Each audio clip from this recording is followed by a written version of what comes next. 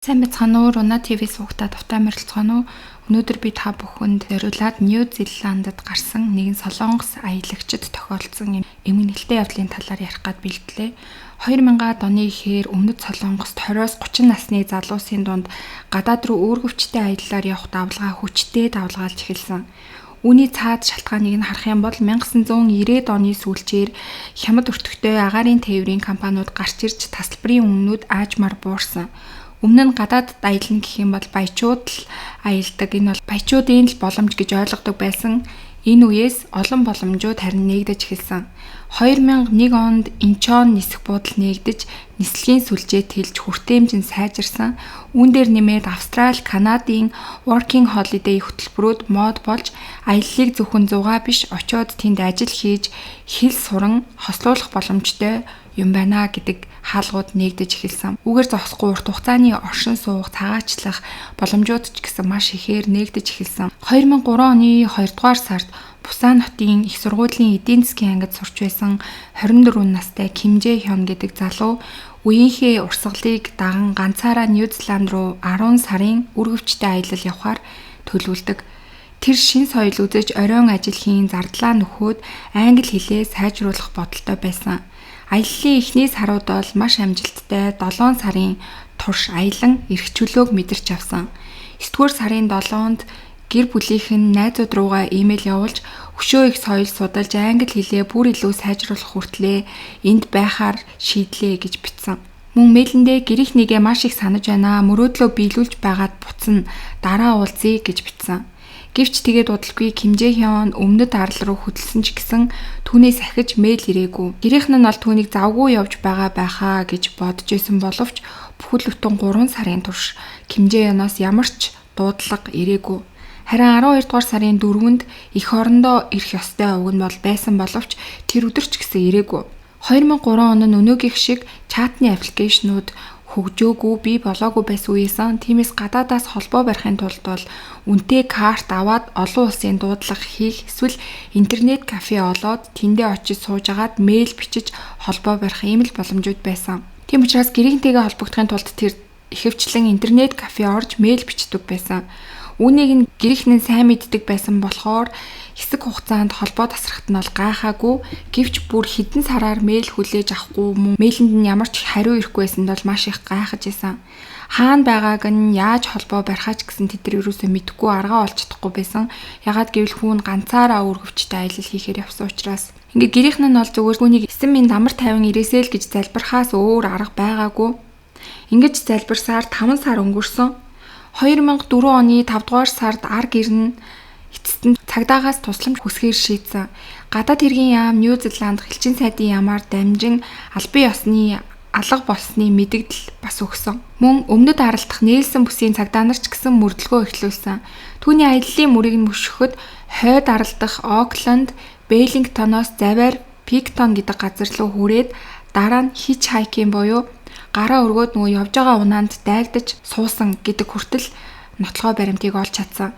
Тэр нээлсэнд Allen's Place гэдэг нэртэй үүргэвчтэй аялагчдад зориулсан нам гүн буудалд бууж хөвчлэн дугуй унан хоттой танилцдаг байсан нь мөн илэрсэн. Тухайн үед нээлсэнд жижиг солонгосчуудын нийгэмлэг 20 эдэн айл бүртгүүлчихсэн байсан нь ажлын боломж хайхад арай амар байсан. Тэгээ тэр нутгийн нэгэн фермд тэндээс ажлын байр олоод түр ажиллан зардлаа нөхөж байсан нь мөн илэрсэн.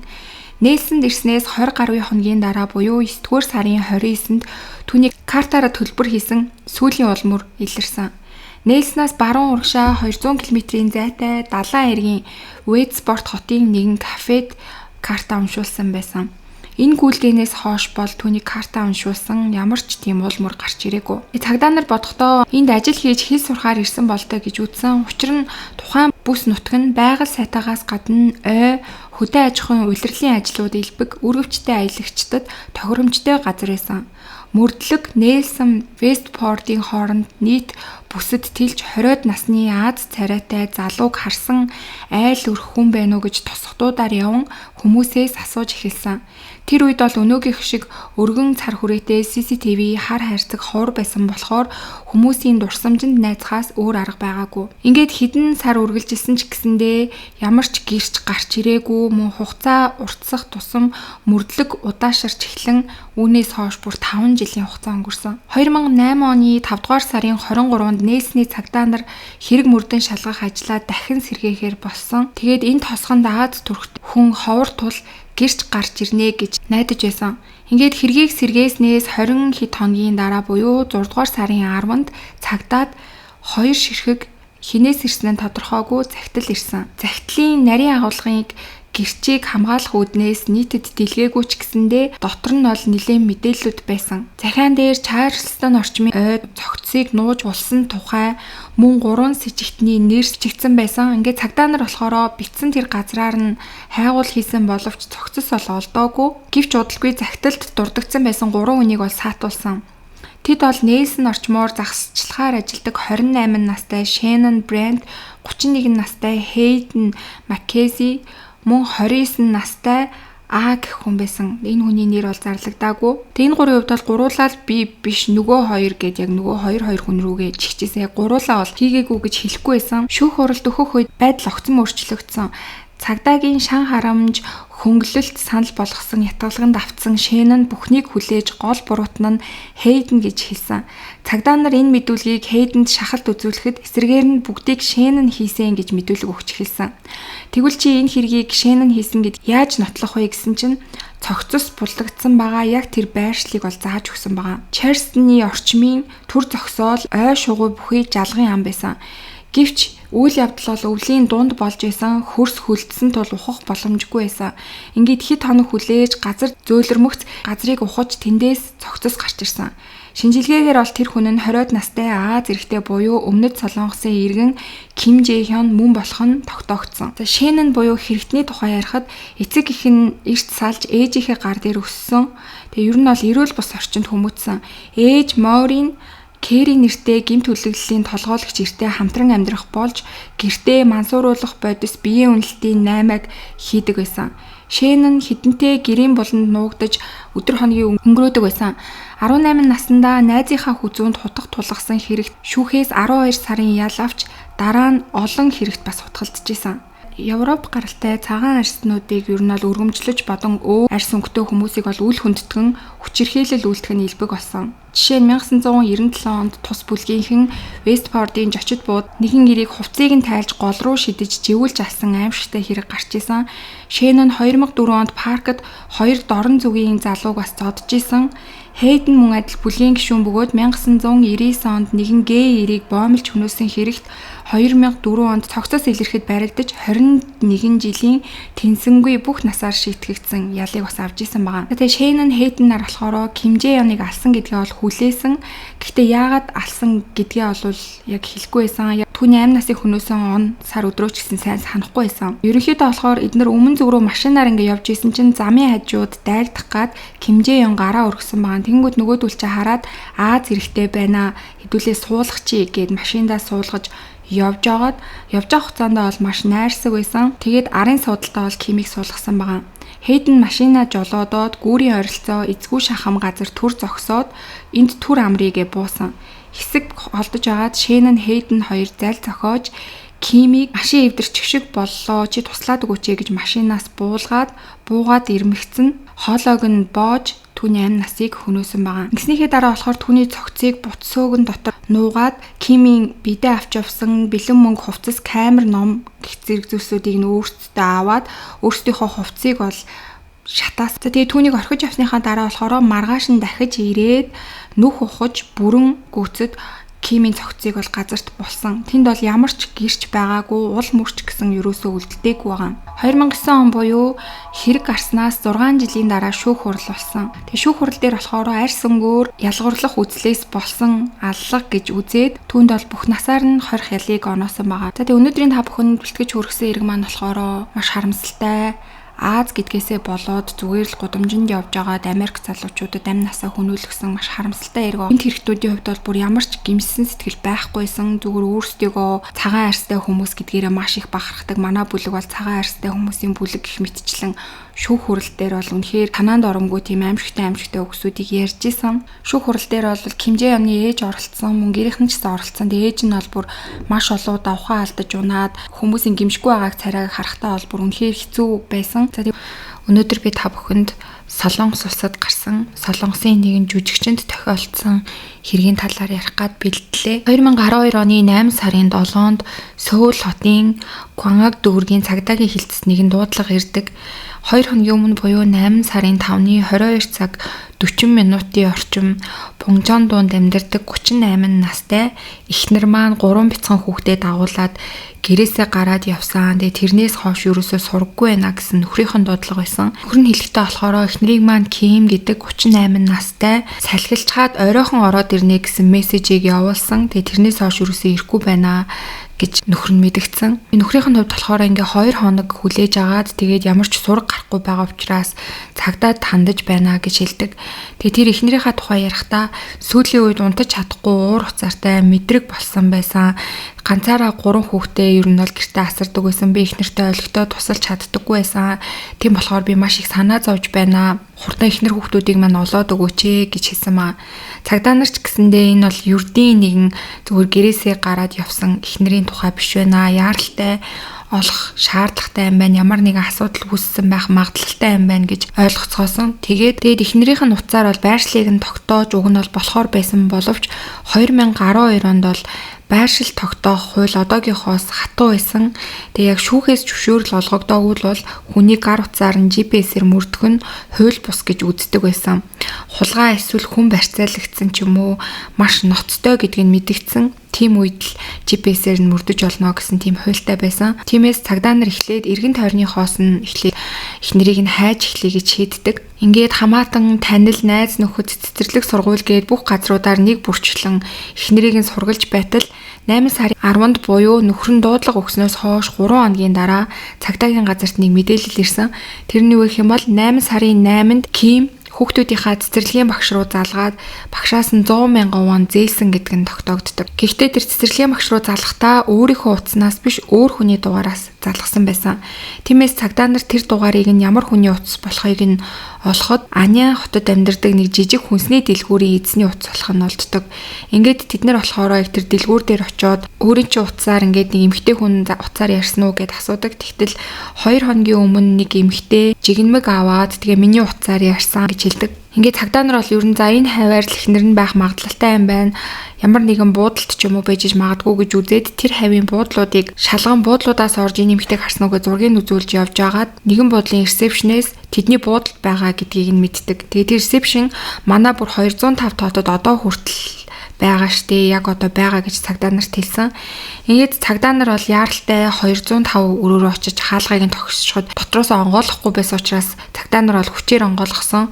Тэгээ онгойлгоод ороход өрөөнд дотор Ким эмэгтэй шалан дээр ингээд сууж исэн. Тэгээ бүр ингээд маш их шаналж төхөрсөн бололтой ямар ч хөдөлгөөн хийхгүй ингээд цагдаа нар руу зөвхөн гүлрөөд сууж исэн. Тэгээ цаашлуулаа харсан чинь орон дээр 3 хүүхэд нь ингээд зэрэгцээд дээгүүр нь хүнжлөөр хуччихсан унтаж байгаа юм шиг харагдсан. Тэгээ цагдаа нар бол маш яаралтай очиод хүүхдүүдийн суцыг нь шалгаж үзэхэд 3 хүүхэд бол гурвал айл хэдийн 8 насаа алдчихсан, хөшчихсөн байдалтай байсан. Шүүх хэмнэлэг бол хүүхдүүдийн нас орсон хугацааг 8 сарын 7-ны орой нас орсон юм байна гэж тогтоодог. Тэгээд нас орсон шалтгааныг нь болохоор амьсгал боогдсон, ам хамрыг нь зэрэг тагснаас болсон гэж тогтоосон. Тэгэхээр энэ нь бол шууд л аллагын шинж тэмдэгтэй хүн амны хэрэгэ гэсэн үг байгаа. 8 сарын 7-нд хүүхдүүд нь амнасаа алдсан бол тэрнээс хойш цагдаа нар Кимийг олох хүртэл 3 өдрийн турш хүүхдүүдийнхээ хажууд ер нь бол Ким хугацаа өнгөрөөгөө суусан гэсэн. За ингээд мэдээж цагдаа нар бол амнасаа алдсан 3 хүүхдийн хажууд байсан ээжийг нь бол шууд л цорын ганц сэжигтэн гээд баривчилсан. Тэгээ цагдаагийн газарт очисон Ким бол ухаан санаа нь ингээ орж гарч байгаа юм шиг янз янзын сонин тийм ойлгомжгүй зүйлсүүд яриа нь бол маш эмх цэгцгүй байсан. Тэгээд яг энэ хэрэг гарсан гэр бүл буюу Ким тэгээд яг тэр жүжигчин 3 хүүхэдтэй энэ гэр бүлийн талаар эхлээд та бүхэнд ярив. 2001 оны 3 сард жүжигчин Ким Тэён Ким гэдэг энэ бүсгүйтэй гэрэлсэн байгаа. Тэгээ Ким Таe-он гэдэг энэ жүжигчний хувьд болохоор KBS-ийн жүжигчин 2012 он хүртэл жил бүр маш олон цувралуудад туслах дүрээр тоглодог. Ер нь бол нэлийн олонний танил тийм жүжигчин хүн байсан. Ким Таe-оны хувьд болохоор ажил ихтэй гэртээ бараг байдаггүй. Тэгээ ар гэрийнхаа ингээд ажлуудыг зохицуулаа гэд их нэртэй бүх юм ар гэр болоод үр хүүхдээ асрах ажлыг даатгахчихсан. Тэгээ зүгээр амжиргааны зардлаа өгөөдөө өөрөө маш их ажилтай ингээд явдаг байсан тийм хүн байгаа. Кими хувьд болохоор гэртээ хүүхдүүдээ асраад ер нь бол бүхэл цагаа хүүхдүүдтэй зарцуулдаг байсан. Тэгээ анх болохоор энэ хоёрын хувьд гэрлээд хүүхдтэй ерөөсө болохгүй 3 удаа зулбаад тэгээд хүүхдтэй болох гэж маш их хичээсний эцэст 2005 онд анхны хүү Ёнжиныг мэндэлсэн. За тэгээд үүний дараа жил нь болохоор дунд хүү Ёнбом, түүний дараа жил баг хүү Ёнгон гэдэг ингээд 3 хүүтэй болоод ам бол 5-уулаа болсон байгаа. Тэгээ энэ үед бол Кими хувьд маш аз жаргалтай байсан. Ягаад гэвэл ээж болохыг маш их хүсдэг байсан боловч 4 жилийн турш бол ингээ хүүхдтэй болж чадахгүй байжгаад эцэст нь 3 хүүхдээ ээж болсондоо бүр маш их баярлдаг байсан. Тэгээ хүүхдүүдээ ер нь бол өөрөө маш сайн асардаг байжгаад 2009 оноос бол байдал нэлээ өөрчлөгдөж эхэлсэн. Кими хувьд ер нь нойр гүйддэг, маш их ядардаг, архаг ядаргаатай, маш уур уцаартай, хүүхдүүд рүүгээ хит ширүүн аашилдаг, ойролж хашгирдаг болж эхэлсэн. Ааш нь бол нэлээ өөрчлөгдөж эхэлсэн. Тэг Ким Таe-он жүжигчний хувьд ч гэсэндээ бас ажлынхантайгаа гадуур арх бас нэлээ ууж согтуу гэртээ ирэх тохиолдол маш их байдаг байсан. Хүүхдүүдийнх нь хувьд бол бас хаяа би нь өвдөн. Тэгээ энэ үед бол зөвхөн ээж нь л хүүхдүүдээ эмнэлэг рүү авч явах ч юм уу бүх ажлыг зохицуулдаг. Тэгээ ээжд нь тусалдаг гэр бүлийнхэн бол бараг байгаагүй гэж үзэж байгаа. Тэгээд Ким Таe-оны хувьд бол бас тийм их мөнгө олдоггүй. Дундаж хэмжээний мөнгө олдог. Тэгээд тэр мөнгөө бол мэдээж их нэртэй хийхийг ингээ өгдөг байсан. Тэгээд эхнэр нь бол тэр мөнгөөр амьдралаа залгуулад ингээ амьдардаг байсан гэж байгаа. Гэхдээ Ким Таe-оны их нэртэй өгдөг байсан мөнгө нь бол яг 5 хүнтэй ам бол уг нь бол хангалттай мөнгө байсан гэж Ким Таe-хэн өөрөө үзчихсэн. Гэвч Кими хувьд болохоор эргэн тойрныхоо хүмүүсээс маш их зээл авдаг. Тэгээд мөнгө төгрөг асуудаг байсан гэдгийг нөхрөн сүулт мэддэг. Тэгээд тэр эргэн тойрны хүмүүсээс авсан зээл нь нийлээд бараг 20 гаруй сая вон болчихсон байсан. Тэгээ энийг нөхрөн мэдээд бол маш их ууралсан. Тэгээ чи яг мөнгөө юунд зарцуулд юм бэ гэд хэлсэн чинь эхнэр нь бол хэлэхгүй байсан. Тэгээ эхнэрийн хувьд болохоор гадуур зугаацах ч юм уу эсвэл мөрөдөө тоглоом тоглох ч юм уу тийм зүйл юусоо байгаагүй. Яагаад гэвэл хүүхдүүдээ асрах хэрэгтэй учраас гэрээсээ бараг гардаггүй байсан. Тэгээ яг мөнгөө юунд зарцуулдаг байсан талаар нь нөхөр нь мэдэхгүй. Тэгээ энээс олж бол их нэртэйгээ тэр үеэс эхлэн маш их муудалцдаг болж эхэлсэн. Нөхрийнх нь хувьд болохоор 2011 онд эхнэрээ эмнэлэгт уг нь бол үзүүлээд сэтгэл санааг нь дээрдүүлэх гэж бол нэлээд хичээсэн боловч ерөөсөө сайжраагүй гэж дараа нь хэлж байгаа. Тэгээ энэ байдлаар ингээд 5 ам бүл амьдарч байгаад 2012 оны 8 сарын 5 буюу нөгөө ихнэр нь 3 хүүхдээ дагуулад гэрээсээ гардаг өдөр юу болсон бэ гэхээр өглөө нь бол нөхөр нь ажилдаа явчаад согтуу ирээд гэртээ байгаа их нэртэйгээ хэрүүлүүлж эхэлсэн. Чи энэ их мөнгөний зээлийг яагаад тавьсан бэ? Яг юунд үрдэг байсан би чамд хангалттай өгнө мөнгө өгдөг байсан биз дээ. Чи яагаад ингэж ийм их хэмжээний өрөнд орчиж байгаа юм бэ гэд яг энэ зүйлээс олж бол муудалцаж эхэлсэн. Тэгээ ингэ муудалцаж агаад Ким Таe-оны хувьд бол ингэ согтуу байсан учраас унтаад өгсөн. Тэгэд унтсан хойрондоор нь болохоор ихнэр нь 3 хүүхдээ аваад таксигаар Анянд байрлах нэгэн буудлал руу явсан байгаа. Тэгээд нөхөрлөгөө болохоор би хүүхдүүдтэйгээ салхилахаар гарлаа. Санаа зовлтгүй оройхон гэрлүүгээ буцаад очиноо.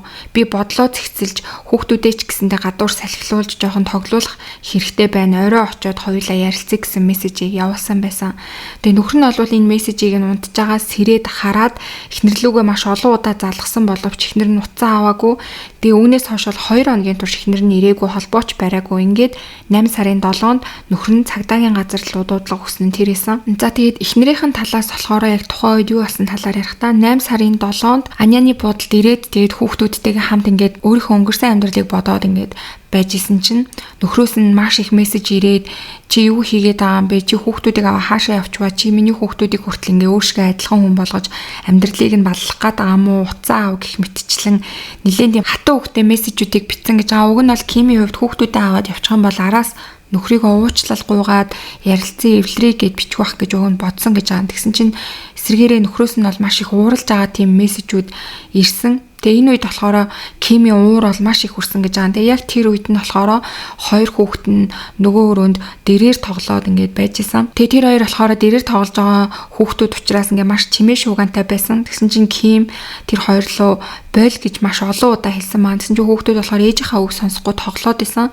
Тэгсэн чинь яг тэр үед болохоор Кимийн толгойд маш аимшигтай бодол орж ирээд амиа хорлоо гэж бодсон гэж байгаа. Тэгээ би ганцаараа амиа хорлсонд орол 3 хүүхдтэйгээ хамт өгснөн дээр би амиа оруулах юм бол 3 хүүхэд минь яаж амьдрах юм гэж бодоод эхлээд том хүүгээ дэрээр ингээ нүүрэн дээр нь шууд дараад эхэлсэн. Тэгсэн чинь дунд хүн болохоор энийг нь хараад маш их хаагаад ээжээ уучлаарай, таны үгэнд орохгүй ингээ хашгираад байсан дахтаага муудалцаадсан дуучлаарай, та ахыг минь тавьчаач дээ гэж уйлж хашгирч эхэлсэн гэж байгаа. Тэгээ ингэж яхад нь хүртэл ээж нь хүүхдийнхаа үгэнд ороогүй, ахын амнасыг хөнөөгөө дараа нь тэр ээжээсээ гууж исэн 2 дахь хүүгийнхаа амийг мөн хөнөөгөөд дараа нь 3 дахь хүүгийнхаа амийг хөнөөсөн байгаа.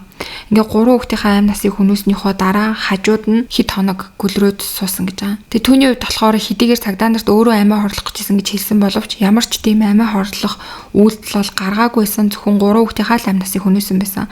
Тэгээ мэдээж бол яг өөрийнхөө амнасыг хөнөөх гэжсэн. Тэгээ 3 хүүхэд минь надгүй бол амьдрч чадахгүй гэж хэлж байгаа энэ үгсийг бол Ким эмэгтэй өөрөө л хэлсэн. Яг үнэхээр үнэн байсан үгүй байсан гэдг нь бол мэдэх боломжгүй. За ингээд түүний хийсэн хэрэг бол тодорхой болж шүүх хурал болсон. Тэгээ шүүх хурлаас болохоро Кимд 3 хүүхдээ санаатаагаар хөнөөсөн гэсэн хэрэгээр 20 жилийн хорих ялыг оногдуулсан.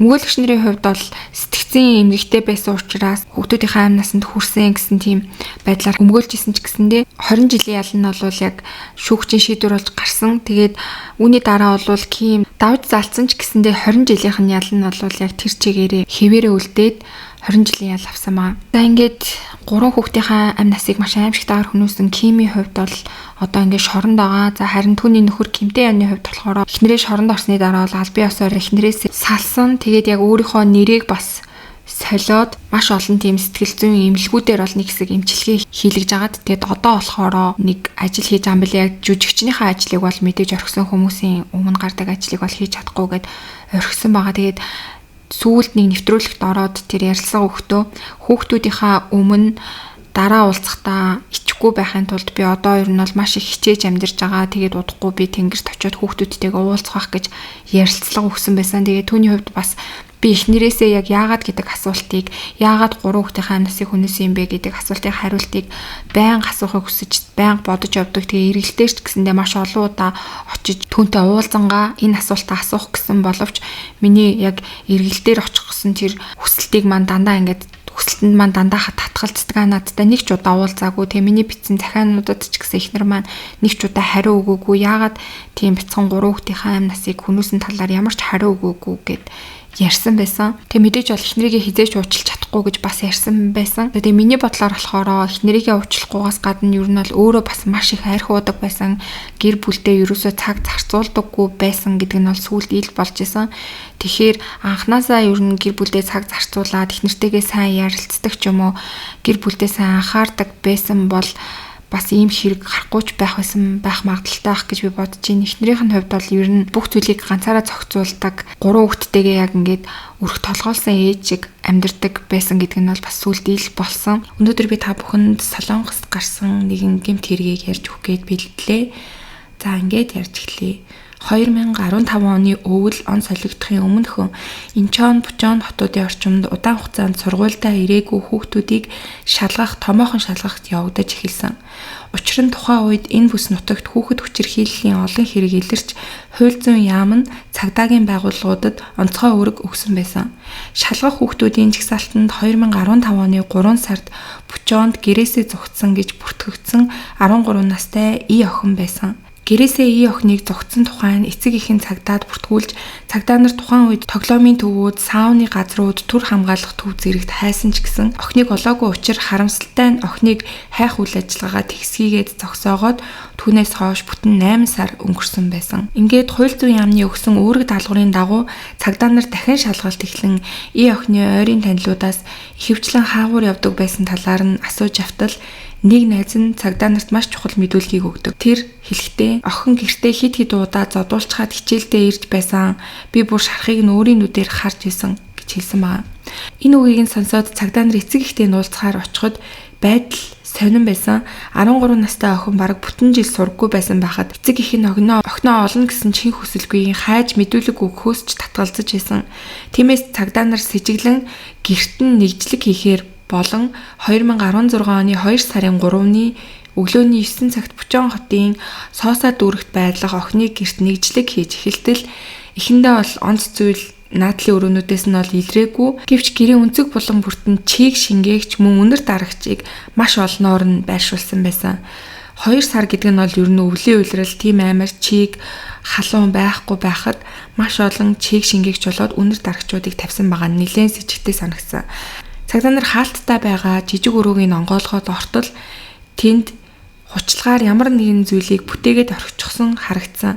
Цагдаа нар шууд очиод хучлагыг нь аваад хартал доор нь аль хэдийний бараг ясан үлдэж эхэлж байгаа тийм цогцос байсан. Мэдээж яаралтай цогцыг шинжилж үзэхэд энэ байшинд амьдардаг гэр бүлийн хамгийн бага болох 13 настай охин мөн байх нь илэрсэн байна. Өөрөөр хэлбэл гэрээсээ зугцсан гэж тэдний мэдүүлсэн охин гэрээсээ гараагүй харин гэр дотроо нас барсан байдалтай бараг жилийн хугацааг өнгөрөх гэж байсан гэсэн үг.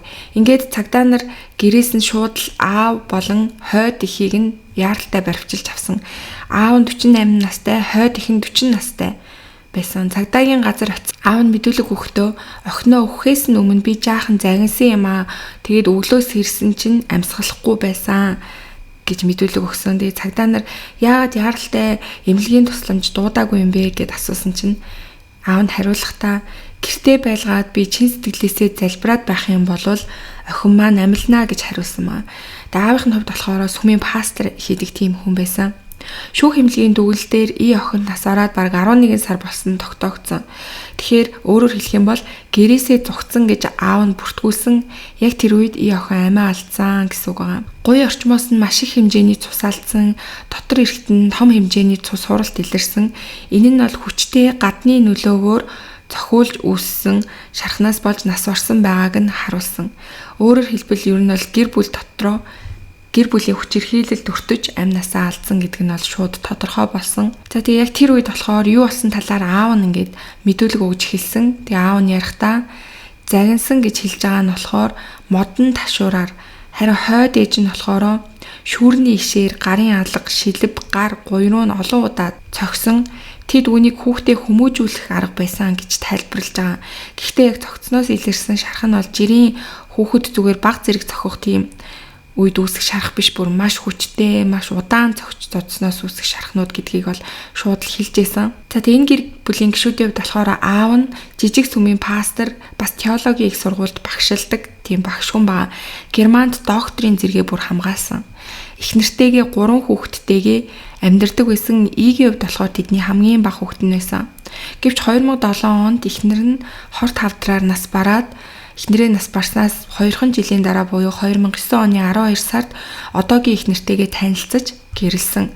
Том хүү нь 18 нас хүрмэгцээл тусдаа гарч Гённанд байрлах хөлсний байранд амьдардаг. Харин дунд охин нь болохоор Германд байдаг аавынх нь танил руу гадаадд сурна гэд явсан. Тэгээ тэр танилында амьдардаг байсан маа.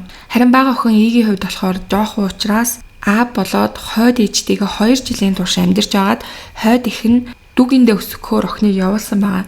Шалтгаан нь хэр хойд их нь хүүхдүүд таарамж муутай, өөрөө ерөөсөө хүүхдтэй байгаагүй, тэгээ хүүхд төсгөж чадахгүй гэсэн шалтгаанаар хүүхдийг өөрийнхөө дүүгийнх рүү явуулсан байсан. Гэвч тэр хойд ээжийнхэн дүү нь бол охиныг таатай хүлээж аваагүй, улмаар зодож дарамтлагдаг болсон. Тэгээ түүнийг байнга л гэрээс нь ямар нэгэн зүйл алга болох юм бол хулгайлсан гэж баримтгүй гүтгдэг болж эхэлсэн. Охины хувьд бол уг нь баг сургуулийн бага ангид байхасаа шилдэг сурагч нь байж тэмцээн уралдаанд маш олон оролцож маш олон шагналуудыг авдаг. Тэгээ хувийн ирэг дээр нь ч гэсэндээ маш идэвхтэй, онц сурдаг, мундаг сурагч гэж бичигдсэн тийм хүүхэд байсан боловч хойд ээжийнхаа дүүгийн татснаас хойш бол хичээлдээ эрс муудсан. 2015 оны 3 сарын 15-нд анх удаа тэр хойд ээжийнхаа дүүгийнхаас нь оргож найзындаа очиод өөрийнхөө гар хөлнийхөө шархыг тэр найзуудтай үзүүлж исэн. Тэгээ тэр найз нь болохоор нөгөө анх мэдүүлэг өгч исэн найз нь байгаа. Тэгээ мэдээж тэр жоох хүүхэд учраас найздаа туслах боломжгүй. Тийм учраас болохоор тусалж чадах том хүнийг хайж байгаад 6 дугаар ангийнхаа анги даасан багшийг санаад тэгээ багш дээрээ очиод уулзаад өөрийнхөө тухай ярьсан боловч харамсалтай нь багш нь хойд ээжийнх нь дүүгийнх рүү буцаасан байгаа асран хамгаалах хүн рүү буцаах ёстой гэд буцаачихсан. Тэгээ охиныг тэр өдөр хойд ээжийнхаа дүүгэнд ирэхэд бол аав нь тэнд хүлээж исэн. Тэгээ аав нь шүн түүнийг гэрээсээ оргосон гэдэг шалтгаанаар шөнийн 1 хүртэл охиныгоо зодсон. Маш их зодуулсан охин маргааш нь ч гэсэндээ дахиад тэднийхээс зүгтсэн. Зүгтаад уг нь бол дахиад багшийнхаа гэрт очиод багштай дахиад тайлбарлая гэж бодсон боловч тэр өдөр багш нь гэртээ байхгүй байсан болохоор байрных нь үүдэнд хүлээж агаад тэгээ орой болоод бүр ханхуу болоод ирсэн учраас тэр байрны харуулахаас очиод нэг шүн намайг ингээд хонуулаад өгөөч гэд гуйсан. Тэгсэн чинь нөгөө харуулын хувьд болохоор мэдээж бага насны хүүхдийг өрөөндөө хонуулж болохгүй учраас асран хамгаалагчтай нь холбогдоод тэгээд нөгөө дүүн ирж аваад дахиад нөгөө дүүн аав руу нөхсөн байгаа. Ингээ 2015 оны 3 сарын 17-ны өглөөний 7 цагт аав нь ирж охиныг авсан. Тэр өдөр аав болоод хойд их хоёр нь дор хаяж бүр 5 цагийн турш охиныг зодсон гэж мэдүүлсэн байгаа өөртөө. Танилуудынх нь хэлснээр бол аав нь анханасаа хүүхдүүдтэй олон цагаар загнаж тийм сургадаг, ер нь бол зуршилтай байсан. Охины аав пастрын хувьд бол ингээд охиноо 5 цагийн турш зодж агаад охин ухаан алдаж тэгээд улмаар нас орсон байгаа. Охиныг нас бармагц тэд цогцсыг жижиг өрөөнд оруулаад хучаад тэгээд тэр чигт нь орхичихсон гэсэн үг. Үүнээс хойш сургуультай ирэхгүй байсан учраас сургуулиас нь мэдээж олон удаа хичээлдээ яагаад ирэхгүй байгаа юм бэ гэж гэрлүүнд холбогдсон боловч аав нь эмээ нөхчтэй байгаа гэж хэлжсэн. Эсвэл охин гэрээсээ зүгтчихсан гэж хэлжсэн байгаа. Тэгээд маш олон удаа сургуулиас нь охин сургалаад байсан учраас аргагүй ирэхэнд цагдаад охиныгоо гэрээсээ зүгтчихсан гэж мэдүүлээд бичүүлээд охиныгоо ер нь бол хайлгаж исэн гэсэн үг. Охиноо алга болчихсон гэсэн энэ мэдүүлэг өгт нь бол цагдаа нар хайсан боловч хайлтыг бол нэг удаа үргэлжлүүлээгүй. Ягаад гэвэл аав ээж нь өөрсдөө нэлээ идэхгүй байсан учраас ер нь бол хайлтыг удаа үргэлжлүүлээгүй байгаа. Охины ах эгч хоёрын хувьд бол дүүгээ нас орсон гэдгийг ерөөсөө мэдэхгүй байжгаад 11 сарын дараа инхүү дүүгийнхаа амиа алдсан гэдгийг сонссон. Охины аавын хувьд болохоор пастор учраас ер нь нэр хүнд маш сайн. Тэг гарандаа байнга л нөгөө библиэ барьчихсан явж идэг. Их нэртэйгээ байнга ингээ хөтлөлцчихсэн. Гэр бүлийг нь уур амьсгал маш аз жаргалтай байгаа юм шиг сүмийнх нь хүмүүст харагддаг байсан. Тэг хүмүүс болохоор тэдний гэр бүлийг бол нэлээн сүмийн маш сайн гэр бүлээ хүүхдүүдээ ч гэсэн маш сайн хүмүүжүүлдэг гэж харцгаадаг байсан. Тэгэд охиныхоо цогцыг бүхэлдээ 11 сарын турш гэртээ тавьсан байсан гэдгийг нь мэдээгээр сүмийнх нь ер нь бол харсан. Тэгээд бүр маш их шоконд орцгоосон байгаа. Охиныхоо амь насыг хөнөөсний дараа пастрийн хувьд болохоор хоёр бага охиныхоо зургийг өөрийнхөө сошиал хаягуудынхаа профайл зурган дээр тавиад ер нь охтуудтай хайртай юм шиг, охтууд намид байгаа юм шиг харагдуулахыг маш их хичээж исэн. Түүний хувьд болохоор охиныхоо цогцыг ингээд гэртээ байлгаж ясныгаа тайлбарлахдаа залбираад ах юм бол охин маань амилнаа гэж үзчихсэн гэдэг дээр хүмүүс энэ бол ер нь шашны гаж урсгалын пастор байсан юм биш үү гэсэн таамгуудыг дэвшүүлээд ингээд сүмийг нь судлаад үдсэн боловч энэ сүм бол гаж урсгалын сүм байгаагүй. Тэгэхээр тэр пастрын хувьд болохоор охиныгоо амьлахгүй гэдгийг бол мэдчихсэн. Охиныгоо нас орсон гэдгийг ил болгох ч юм уу эсвэл ямар нэгэн газар нуух гэж оролдох юм бол баригдана гэдгээ мэдчихсэн. Учираас гэртээ байлгаж исэн баха гэсэн гэж хүмүүс бол ер нь дүгнсэн. Яагаад гэх юм бол тухайн үед болохоор пастрийн хувьд бол сургуультай нөгөө багшлангаа бүр ингээд сургуулийнхаа тэр багш нарыг удирдсан тийм багш болох гээд тушаал дэвших гээд ер нь бол бэлтгэгдэжсэн гэсэн үг. Тэгэд энэ үед хэрвээ охин нас орсон ч юм уу ямар нэгэн зүйтэй холбогдох юм бол тушаал дэвших үйл ажиллагаа нь хоошлох байхаа гэж айжснаас ийм үйлдэл хийсэн гэж хүмүүс бол ер нь үзсэн. За ингээд 2016 оны 5 сард аав болоод хойд ээжийнх нь шүүх хурал нь эхэлсэн байгаа. Тэгээ шүүх хурал дээр болохоор хүүхдийг хүчирхийлж нас баруулсан болоод цогцыг нуусан хэрэгээр тэр хоёр шүүгдсэн. Шүүхээс бол аавд нь 20 жил, хойд ээжд нь 15 жилийн хорих ялыг оноосон. За тэгээ одоо болохоор энэ хоёрын хувьд болохоор хоёулаа шоронд ялаа идлээд байж байгаа юм билээ. Гэхдээ ер нь бол тэдний ялыг бас нэлээд хөнгөн гэж хүмүүс үзэж байна. 40 настай, 40 гаруй настай хоёр хүний хувьд бол 15 жил 20 жил ялагдах юм бол ер нь нэг 60 орчим настайдаа буцаа шоронгоос гарч ирнэ гэсэн үг байгаа. Тэгээд охиныхоо амийг ийм зэрлэгээр хөнөөсөн байхад ийм бага ялаа нууж байгаа нь бол мэдээж бас нэлээд бага санагдсан. Солонгосын ард түмж гэсэндээ яг энэ хүүхэд хүчирхийлэл, хүүхдийн амь насанд хүрсэн энэ хүмүүст онох ялыг бол өндөр болгох шаардлагатай гэж одоо хүртэл тэмцээр байгаа. Энэ хоёрын хувьд болохоор шоронд орсноос хойш 9 жил нь өнгөрчихсөн байгаа. Тэгээ энэ 9 жилийн хугацаа өнгөрсөн боловч өдийн хүртэл бол яг энэ хүүхэд хүчирхийлэлтэй холбоотой ялан өндөр болоогүй, яг хуучны хിവэр явах зарлаа юм бэлээ. Тэгээд мэдээж бол энэ дээр эсэргүүцэж байгаа энэ хуулийг өндөр болгохын төлөө хөөцөлдөж хичээж байгаа маш олон хүмүүс байгаа юм бэлээ. Өнөөдөр би та бүхэнд Солонгос улсад гарсан нэгэн маш харамсалтай хэргийн талаар ярих гээд бэлтлээ. 2018 оны 3 сарын 3-нд Солонгосын Чоллабогдогийн Мөөжүү гэдэг газрын нэгэн амралтын газар 30 гаруй насны эхнэр нөхөр хоёр ухаангүй байдалтай олддог. Эхнэр нөхөр хоёрын нөхөр нь 37 настай, эхнэр нь 33 настай хүмүүс байсан. Эхэндээ тэднийг майхан дотор унтсан учраас тэднийг халаагчнаас болоод амь насаа алдчихсан юм болов гэсэн таамаглал гарч исэн боловч энэ хоёр бол хамтдаа амиа хорлох зорилготой байсан байна гэдэг нь удалгүй ил болсон. Эхнэр нөхөр хоёрыг яаралтай түргэн тусламжийнхаа эмнэлэг рүү хүргэсэн боловч хоёулаа эмнэлэгт очиод удалгүй нас арцгаасан. Эхнэр нөхөр хоёрын хувьд өмнө нь гэр бүлтэй тус бүр нэг охинтой байж байгаад өмнөх эхнэр нөхрүүдээсээ салцгаагаад хоорондоо танилцж гэрлэн дахин гэр бүл болж амьдралдаа хоёр дахь боломж олгож байгаа хүмүүс байсан. Нөхрийн хувьд өмнө нь танхайн бүлэглэлд байсан ч гэсэндээ амьдралаа засаж хөдөө аж ахуйн компанид захирлаар ажиллаж байсан. Яагаад энэ хоёрыг амиа хорлсон гэж үзсэн бэ гэх юм бол тэдний дэрэгдээс 13 хуудас гэрээслэл олцсон.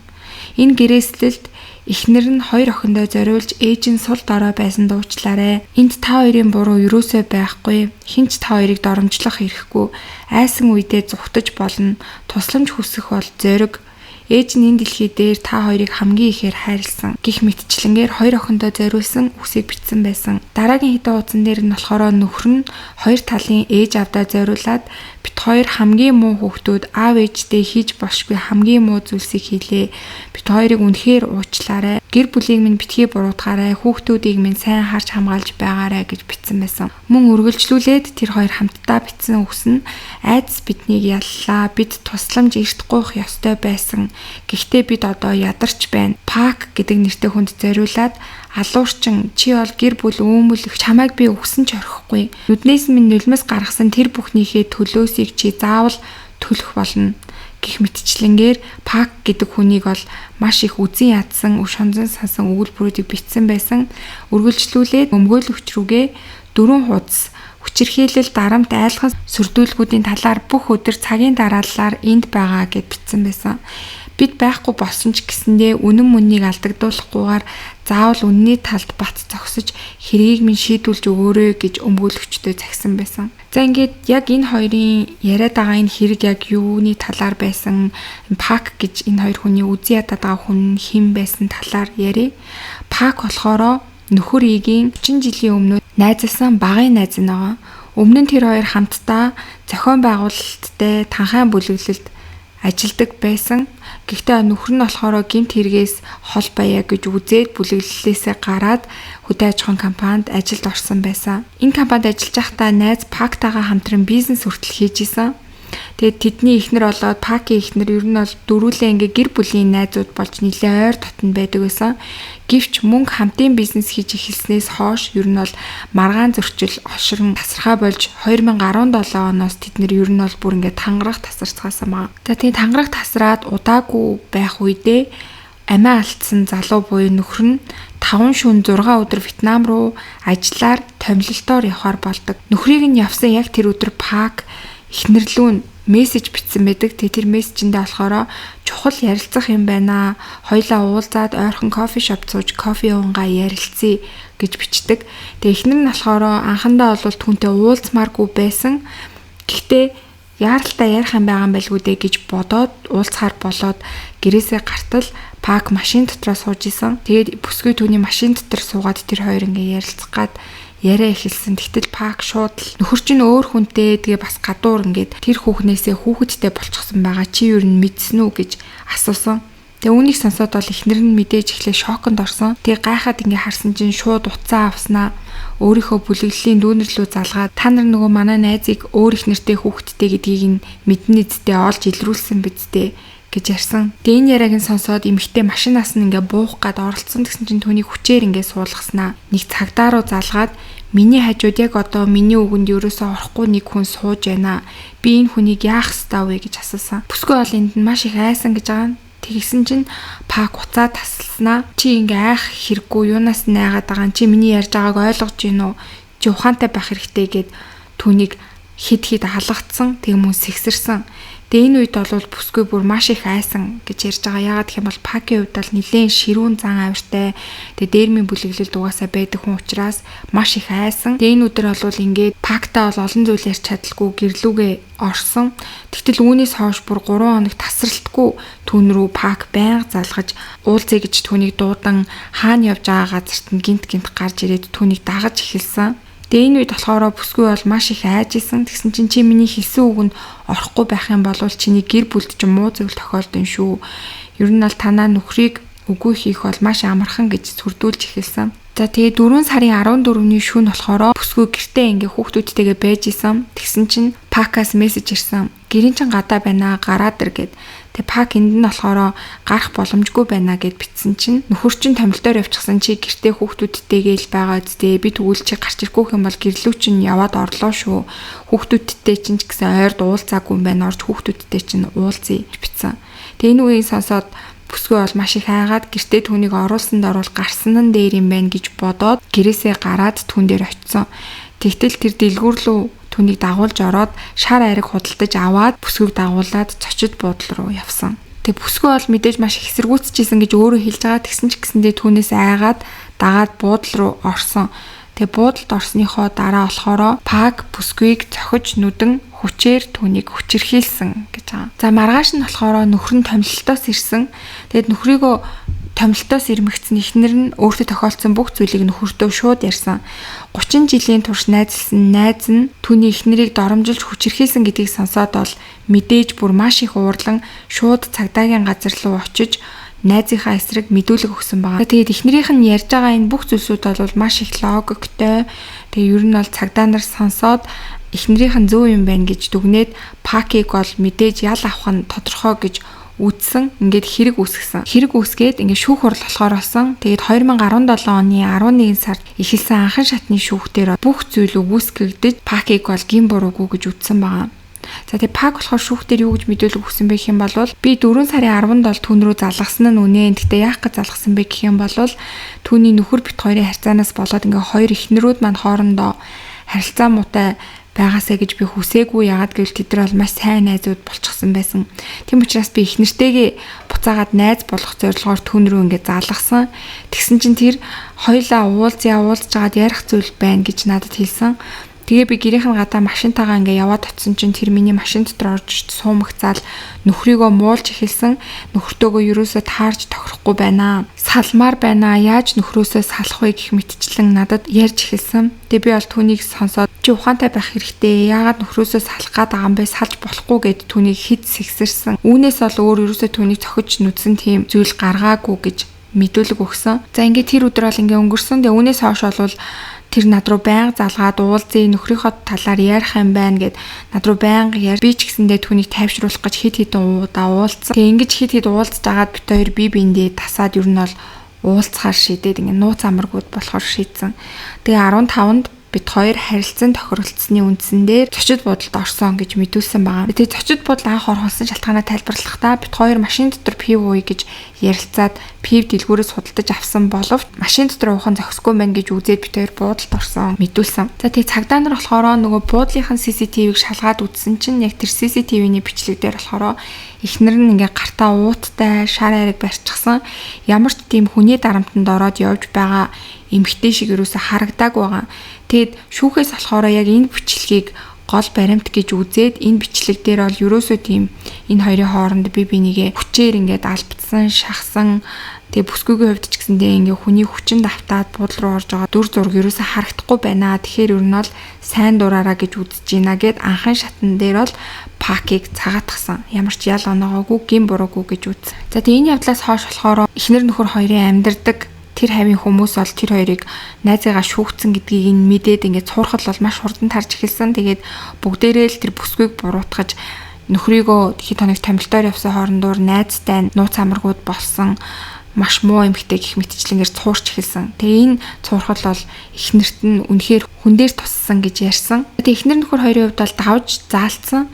Ингээд давж заалдах шатны шүүх хурд болсон.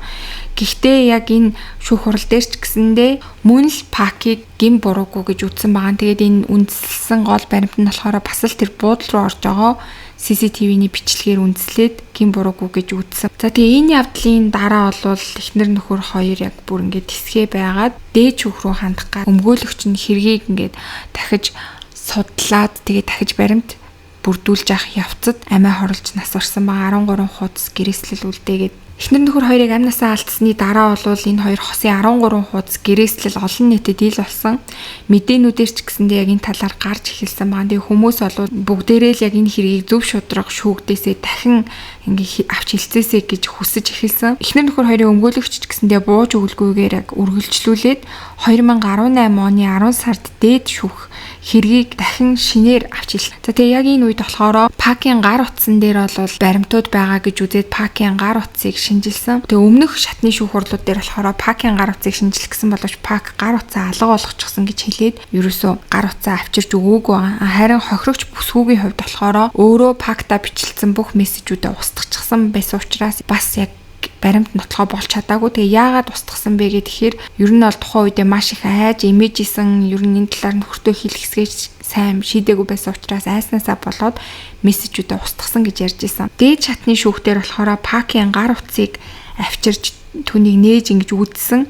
Тэгэхэд болохоор ер нь бол тэр амиа алдсан бүсгийн үнэн болж таарч гар утсан дээрээс түүнийг нэлийн дарамтлсан тийм мессежүүд нь л ил болж гарч ирсэн байгаа. Ингээд 2019 оны 1 сард Пакд зодох хүчиндэх гэмт хэрэг үйлдсэн гэж үзээд түүнд 4 жил 6 сарын хорхол бэлгийн хүчирхийллийн 40 цагийн сургалтанд суух ийм ялыг оноосон байгаа. Ингээд уйггүй явсан өмгөөлөгчийн ачаар Пак бол өөрийнхөө ялыг авсан. Гэхдээ мэдээж бол хүн амны хэрэг гэдэг ял бол аваагүй. Хүн зодох мөн хүчиндэх гэсэн гэмт хэрэгээр 4 жил 6 сарын ялыг авсан баг. Тэгээд яг энэ ялын шийдвэрийг бол эхнэр нөхөр хоёр сонсож амжилгүй ингээд амиа хорлоод нас орсон байгаа. Тэгээ энэ бол үнэхээр харамсалтай. Тэгээ тэр хоёрын хувьд болохоор ер нь бол бит хоёрын Пакийг ялж чадахгүй юм байна. Бит хоёрын буруу болол таарах юм байна гэж ер нь бол үдснээсээ болоод амнасаа алдсан. Хүмүүсийн яг өөрсдрөө нь хандж байгаа тэр хандлагууд тэгээд Пак ч гэсэндээ гин буруугүй гэж шүүхээс шийдвэр авсныхаа дараа бол эхнэр нөхөр хоёрыг нэлээд дарамтлж исэн.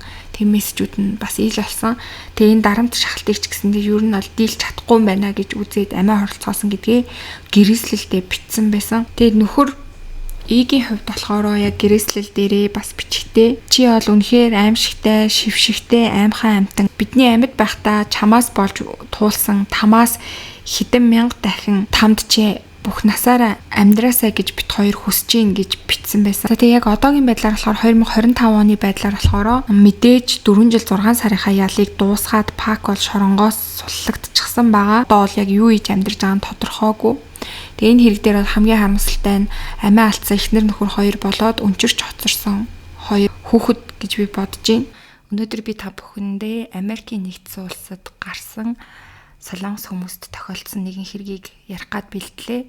2008 оны 5 сарын 16-нд Америкийн нэгдсэн улсын Нью Жерси мужийн хойд хэсэг Tenafly хэмээх дүүргийн нэгэн хувийн орон сууц орчмоос цагдаагийн газарт дуудлага ирдэг.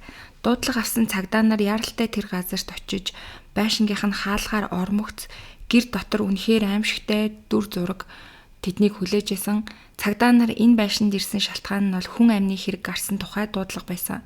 Гэрт Солонгос гаралтай 3 хүн хутгалуулан амиа алдсан байдалтай байсан. Хохирогчд нь 27 настай эрэгтэй Ким Ханер, түүний 57 настай ээж, 70 настай нагц ах Соо гэх мэт хүмүүс байсан. Цагдаад дуудлага өгсөн хүн нь нах зах соогийн хүргэн байсан. Тэр хүргэний хувьд болохоор хэд хоног хадам аав нь холбоо барихгүй байсан учраас эхнэр нь маш их санаа зовоод очиод шалгаад ирээ гэж хэлсэн учраас шалгах гэж ирээд ийм аимшигтай дүр зургтай нүүр тулан цагдаад дуудлага өгсөн гэж хэлсэн. Тэрээр хаалга нээлттэй байхаар нь орсон чинь маш аимшигтай муухай өмхий өнөр үнэртэж коридорт нь хүн амиа алдсан байдалтайг хараад тэгээд шууд цагдаад дуудлага өгсөн байсан. Дуудлагаар ирсэн цагдаа нар хамгийн түрүүнд нэг давхрын коридороос 70 настай соо, дараа нь хоёр давхарт ханилийн өрөөнд түүний ээжийн цогцыг, ханилийн өрөөнд байсан шүүгийн дотроос хүнжилт боосон ханилийн цогцыг мөн олж илрүүлсэн байсан. Ингээд 3 хүн энэ байшинд амнасаа алдсан байсан гэсэн үг. Шүүх хэмнэлгийн урьдчилсан дүгнэлт дээр бүгд хурц мисээр маш олон удаа хатгуулж нас барсан байна. Үн цогцонд задрал нилээд явагдсныг харахад хэрэг гарснаас хойш нилээд хугацаа өнгөрсөн бололтой байна гэж тогтоосон. Ялангуяа ханилийн хүзүүнд ноцтой шарах байсан бөгөөд түнчлэн бугуу гарын хэсгээр хамгаалсан сорив маш олон илэрсэн. Тэгэхээр ер нь бол алуурчинтай нилээн тэмцэлдэж байгаад амнасаа алдсан гэдг нь бол харагдаж байсан. Ханилийн өрөөнд их хэмжээний цус, бага хэмжээний марихуан буюу хар тамхи, цагаан нундаг мансууруулах бодис зэрэг зүйлсүүд мөн хэд хэдэн хүний кредит карт байгаа нь олдсон. Анхны үзлэгээр гаднаас хүч хэрэглэн нэвтэрсэн шинж тэмдэг байгаагүй, бүх цонх холоод хаалга нь бол ямар ч эвдэрч хинхэрсэн тийм шинж тэмдэг байхгүйсэн. Харин тэднийг бол маш харгисаар олон удаа хутглан амь насыг нь хөнөөснийг харахад магадгүй таньдаг хүн нь байх магадaltaй, үш хонзонгийн сэтэлтэй аллах байх магадлалтай юм байна гэж цагдаа нар бол таамагласан.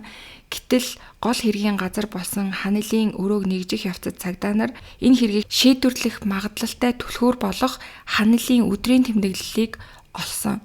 Энэхүү дэвтэрт тэр өдөр бүр хэдэн цагт боссон, юу ийдсэн, ямар дасгал хийсэн, хинтээ уулзсан, ямар үйл ажиллагаанд оролцсон гэх мэтчлэн өөрийнхөө хийсэн зүйлсүүдийг бүгднгийн наривчлан тэмдэглэдэг байсан нь харагдсан. Сүүлийн тэмдэглэл нь цагдаа нарын ирсэн өдрөөс 13 өдрийн өмнө буюу 5 сарын 3-нд бичсэн тэмдэглэл байсан. Тэр өдөр болохоор Лонг Айландаас 32 настай Чвэ Ганхёг надтай ирж уулзсан. Тэгээ бит хоёр хоорондоо баг зэрэг маргалдлаа гэж тэмдэглэсэн байсан. Ингээд цагдаа нар бол ханилийн гэрт хамгийн сүүлд ирсэн гэж бичигдсэн байгаа. Тэр Чвэ Ганхёг гэдэг этгээдийг бол гол сэжигтнээр тогтоож бүх хүчээ түүний хаана байгааг нь олж илрүүлэхэд төвлөрүүлж эхэлсэн. Энэ хэрэг болохоор магадгүй 2-7 хоног орчмын өмнө гарсан байх магадлалтай юм байна гэж цагдаа нар бол үзсэн. Харин гол яг хэрэгтэн байж магадгүй сэжигтэн болох Чвэ Ганхийг баривчлахад бол нэх олон хоног зарцуулагдаагүй. Чвэ Ганхёгийн хувьд болохоор аав ээжтэйгээ 10 жилийн өмнө Америкийн нэгдсэн улсад цагаачлаж ирээд Лонг Айландын Валли Стримд амьдардаг. Тэр анх хүнсний дээли дэлгүүрт ажиллаад дараа нь цуглуулсан мөнгөөрөө JFK нисэх буудлын ойролцоо нэг дээли дэлгүүр хөслөн эцэг эхтэйгээ хамт тэр дэлгүүрээ ажилуулангаа амьдардаг тийм залуу байгаа. Хэрэг гарахаас хэдэн сарын өмнө ойр хавийн байшингууд нь дахин төлөвлөлтөнд орж тэдний байрч гэсэн зарагдсан. Тэгээ энээс болоод бизнесээ бол өөр хүнд шилжүүлэхээс өөр аргагүй болсон байгаа. Тэгээ нүүхээс үер нь бол өөр аргагүй болсон гэсэн үг. За тэгээд үүний дараа эднэр болохоор бизнесгүй болсон учраас нэлээд санхүүгийн хувьд хүнд байдалд ороод явж байхдаа ханилийн санал болгосноор түүнтэй танилцаж богино хугацаанд мөнгө олох арга байна гэснийхэн дагуу ханилтай хамтарч ажиллаж эхэлсэн гэдгийг тогтоогддог. За харин сэжигтэн Чвэг таньдаг хүмүүсийн хэлснээр бол тэр үрээтэй тоглоомд нэлээд донтчихсон, байнга л казиногоор явж байдаг, тоглоомоо сайн мэддэггүй ирнээд маш өндөр бооцоо тавиад сууж идэг байсан гэж гэрчилсэн. Тэгээ нэг дор бүр 10,000-аас дээш доллар тавьж байсныг нь харж исэн гэж хүмүүс хэлсэн. $4,000, $8,000 зэрэг их мөнгүүдийг бол маш ихээр нь алддаг байсныг нь бас хүмүүс гэрчилж исэн. Тэгээ Чвэгийн хувьд болохоор мөрөөдө тоглоомноос болж нэлээд мөнгөний хомсдолд бол орж нэлээд зовж авсан. Түүнтэй хамт мөрий тавьдаг байсан хүмүүс нь Чвэг зүгээр л ер нь донтогч байсан мөрөөдө тоглоомны гэдгээр нь таньдаг байсан. Үүнийг яг хүн алхаар зан чанартай хүн байсан эсхийг нь бол сайн мэдгүй байх гэж хүмүүс ярьж исэн. Нилээ даруй төлөв чимээгүй харагддаг байсан гэж бас гэрчилцгээж исэн. За ингээд цагдаа нар бол мөрлөгөө явуулсны эцэст түүний хаана байгааг нь тогтоон найз нөхөд гэр бүлийнхнээс нь ингэж байцаалт аваад Лос Анжелес хотын захад орших commerce казинод байна гэдгийг нь олж мэдээд тэр даруй бол тэр казинод нь очиход Чэ баруун гараа бүдүүн боолтоор боочсон тоглоомын ширээний ард тоглоод сууж байгаа нь харагдсан. Цагдаа нар аюулгүй ажиллагааг бодож нямбаа төлөвлөөд эхлээд энгийн зочны дүрээр ажиглалт хийж нилээн сууж байгаад 5 сарын 19-ний үүрийн 3 цагт Чэг ширээнээсээ босон угаалгын өрөө рүү явах мөчт нь түүнийг баривчилж авсан. Тэр үед Чэд бэлнээр $88,000, $14,000 үн бүхий казиногийн жетон, мөн талигаач ханилын нэр дээр кредит картууд байсан. Баривчлагдсны дараа Чэгийн хурууны хээ, ДНХ-г нь авч хэргийн газрын уул мөр цустай тааруулан шинжилж үзэхэд бүгд ер нь бол таарч тохирсон. Тэгэхээр таарч тохирсон учраас түүнийг бол шүүхийн харьяалалд шилжүүлэн байцаалтаа цагдаа нар эхлүүлдэг. Чэгийн мэдүүлгээр тэр мөнгө яаралтай хэрэгтэй болсон боловч түүний зээлийн түүх нь муу учраас энэ тэндээс зээл авахд нэлээд хэцүү болсон гэж хэлж байгаа. Тэгээ ингэж байхдаа бол 2008 оны 1 сард муу кредитийн түүхтэй хүний кредитийг нь сайжруулж өгнө гэсэн тийм зар байгааг нь хараад тэгээд очиж уулзахад бол тэнд ханил байж анх ханилтай танилцсан гэж хэлж байгаа. Ингээд Чэ ханилын эцэгч нь болоод тэг удалгүй ханилаас түүнд сард $30,000 олох тийм ажил байна. Хамтарч ажиллах уу гэсэн саналыг тавьсан. Ингээд тэр хоёр бол хамтарч ажиллаж эхэлсэн. Гэвч ханил амлсан цалингаа бараг өгөхгүй дараа нь бүр уцаач аваа болоод түүнээс зүхтаж эхэлсэн. Ингээд эцэст нь 5 сарын 3-нд Чэ мөнгөө нэхэн ханилын гэрт нь очиод тэр хоёр бол уулзаж ярилцаж агаад хамт клуб ороод хэн ханилын гэрт ирцгээсэн гэж хэлж байгаа. Маргааш оройн нь тэр хоёр ханилын өрөөнд мөнгөний талаар дахин маргалдаж эхэлсэн. Ханил түүний шаардлагыг юусэн анхаарч үзэхгүй байхаар нь Чэгийн уур маш ихээр хурж компьютерийн ард суугаа ханилын араас ойртон ширээн дээр байсан жимсний хутгыг авч түүнийг хутгалж амь насыг нь хөнөөсөн гэдгийг хэлсэн. Үүнийхээ дараа Чэгийн цогцыг хүнжилт ороогоо түүний хувцсны шүүгэнд нуусан. Тэгээ тэр шөнөө болохоро яг ханилын өрөөнд хоноод тэгээ маргааш одоо яаж эднийхээс гарч явах вэ гэд яг бодож явах тэр үед нь өглөө хүүгээ дуудах гэж ээж нь өрөөнд нь орж ирсэн. Тэгээ энэ үед Чэ ханилыг унтаж байна гэж ээжд нь хэлсэн. Гэхдээ ээжийнх нь нүдэнд бол шүүгээний завсраар цохож байгаа. Хүүгийнх нь гар харагдаж ээж нь маш чангаар ойрлж эхэлсэн. Тэгээ энэ үед Чэ дахин жимсний хутгаа шүүрч аваад ээжийг нь бол маш олон удаа хутгалж амь насыг нь хөнөөсөн байгаа. Энэ үүмэний үеэр бол мэдээж ээж нь доод давхарт байсан нах зах соог нь чангаар хашгирч дуудаж эхэлсэн. Тэгээ энэ үед Чэ ээжийнх нь амь насыг хөнөөснийхөө дараа шатаар уруудаж буугаад коридорт явж исэн соог барьж аваад мөн хутгалж амь насыг нь хөнөөсөн гэдгийг хүлээж байгаа. Тэгээ соогийн хувьд болохоор уг нь витамин дайнд оролцож тусгай хүчний ахмад дайчин байсан ч гэсэндээ мэдээж нас өндөр болсон. Тэгээд залуу утга барьсан хүний өөдөөс бол ямар ч үйлдэл үзүүлж чадалгүйгээр амь насаа алдсан. Чэгийн хувьд соог хутгалж байх явцдаа баруун гар нь халтраад хутганд өөрөө зүсэгдсэн учраас яг тэр гараа боочсон байсан нь бол тийм учиртай байсан. За тэгээ гэрт байсан 3 хүний амь насыг хөнөөснийхөө дараа ханилын өрөөг нэгжиж бэлэн $30,000 хит хитэн кредит картыг нь аваад ханилын BMW машиныг нь жолоодон флашинг руу явж нэг мотелд орж тэндээ хонсон. За ийм байдлаар бол эхлээд хэрэгээ хүлээсэн. Гэхдээ шүүхийн урьдчилсан хэлэлцүүлгээр бол гин буруугаа тэр өгөөсгөж эхэлсэн. Би энэ хэргийг юусоо хийгээгүй өмнө нь ярьсан бүх нөө мэдүүлгүүдээ өгөөсгөж эхэлсэн байгаа. Тэгээ энэ нь болохоор угаасаа хэрэгтнүүдийн маш их гаргадаг тийм үйлдэл эхлээд хэрэгээ хүлээчээд дараа нь өмгөөлөгчтэй болоод хэсэг хугацаа өнгөрсний дараа бол бас ингэж хэрэгээ өгөөсгдөг зүйлүүд маш их гардаг. Гэхдээ хэргийн газрын нотлогоонд тулгуурласан яг түүнийг хүн алгах дээрэмдэх гэсэн зүйлсүүд нь бол баттай харагдчихсан учраас түүнийг энэ хэрэгт буруутгаад прокурор тэр казиногоос баривчлагдсан ийм жигшүүрт хэрэг үйлдчихээд казинод очоод тоглоо сууж байна гэдэг нь бол үнэхээр хүний хийх үйлдэл бишээ гэж түүнийг бол буруу шааж исэн. Казинод баригдахдаа түүнд байсан маш олон хүмүүсийн кредит карт нь болохоор яг тэр нөгөө ханилын хийдэг байсан хүмүүсийн зээлийн түүхийг нь одоо өөрчилж өгнө ч юм уу тэрнтэй холбоотой бас нэгэн ловрын хэрэг байсан гэдгийг цагдаа нар илрүүлсэн. Тэгээ энэ хэрэгт нь бол хэрэгтэн хамтарч ингэж ажиллаж агаад тэгээд бол хоорондоо муудалцаж хүн амны хэрэг хийсэн байгаа. Хүн амны болон дээрмийн хэрэгт шүүн таслах явцад прокурорын зүгээс Чэ мөнгөний маргаан хийж байх явцдаа жимсний хутга шүүрч аваад ханилыг хэрцгийгээр хөнөөсөн. Улмаар гимээ нуухын тулд гим зэмгүй ээж түүний нахцыгч гэсэндээ амь насыг нь хэрцгийгээр хөнөөсөн гэж хэлсэн. Мөнгөний шунлаас болж нэгэн гэр бүлийн 3 хүнийг зэрлэгээр хөнөөсөн. Энэ бол үнэхээр аимшигтай уучлж башгүй хэрэгэ гэж бас буруутгасан. За харин Нөгөө талын өмгөөлөгчдийн хувьд болохоор ханал өгөх ёстой цалингаа өгөөгүй, мөн түүнийг яжилж, доромжилж, мөнгөөр боож ингэж харцжээснаас болсон тийм гинтийн хүн амны хэрэгэ гэж үзэжсэн. За тэгээд шүүх хурал дээр болвол мэдээж бүх баримт нотлохоо байсан учраас түүнд 3 хүний амь насыг хөнөөсөнгээд 2010 оны 12 сард 3 удаагийн бүх насаар хорих ял гэж шийтгсэн байгаа. Нью Жерсид бүх насаар нь хорих ял гэдэг нь бол ер нь бол 75 жилдээ тэнцдэг гэж үзэж байгаа. Тэгэхээр түүний хувьд бол ер нь бүх насаараа л хоригдно гэсэн үг. 100 гаруй нас хүрэх юм бол одоо шоронгоос суллагдаж магадгүй гэсэн утгатай. За ингээд өнөөдрийн та бүхэнд бэлтгэж хүргэсэн хэрэг маань ингээд энд хүрээд өндөрлж гин. Тэгээд хэрэгтний хувьд бол 3 хүний амь нас хөнөөснөөрөө ингээд бүх насаараа одоо шоронд сууж байгаа гэсэн үг байгаа.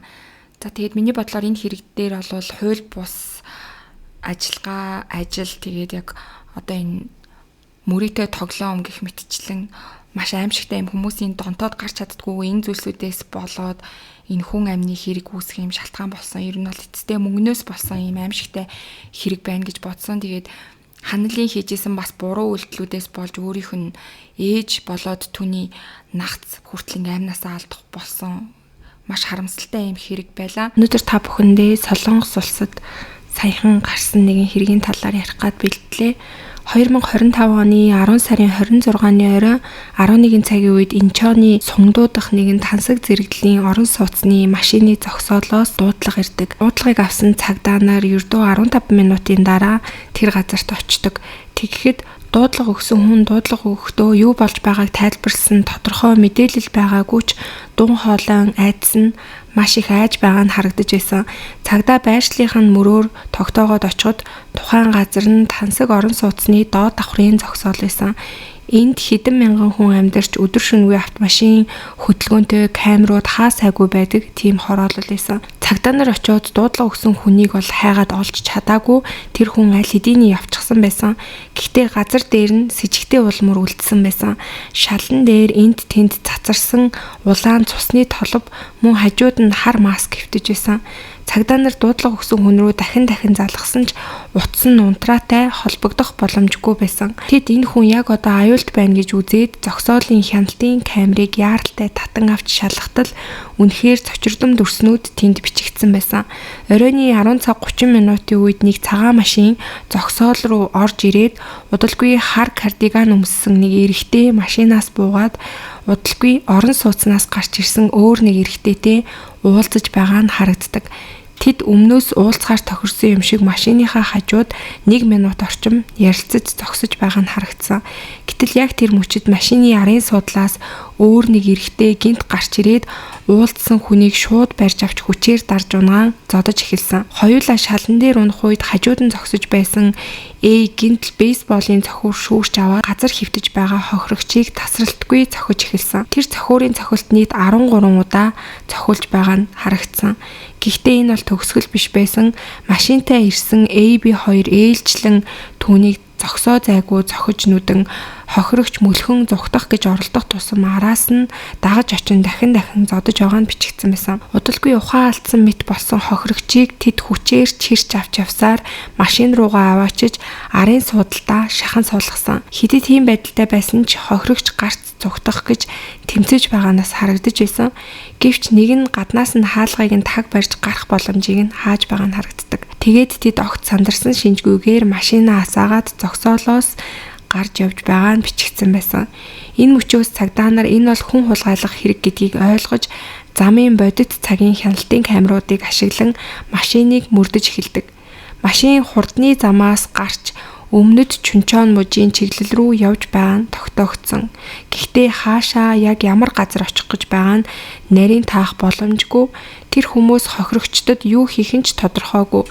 Цаг минут бүр үн цэнтэй байсан. Хүн хулгайлагдсанаас ойролцоогоор 3 цагийн дараа үүрийн 1 цаг 20 минутын үед гинт хохирогчийн утас дахин асдаг. Цагдаа нар ассан байршлыг нь сэргээх мөчийг хүлээн байнга ажиглаж байсан учраас шууд байршлыг нь яаралтай тогтоож чадсан. Байршил нь Кымсан гэдэг газрыг зааж исэн. бүр сонин нь дохион нэг газар 20 минут хөдөлгөөнгүй байгаа гэдгээр зааж исэн. Цагдаа нар нутгийн цагдаа нар руу нин даруй хамтын ажиллагаа хүсэж тэр газар руу давхицгаадаг. Очсон газар нь Гамсан хотын төвөөс хол уулсаар хүрээлэгдсэн яг шөнөөр бол маш аимшигтай харагдах нэгэн газар байсан. Энэ бол уулын ингэрт байрлсан оршуулгын газар байсан.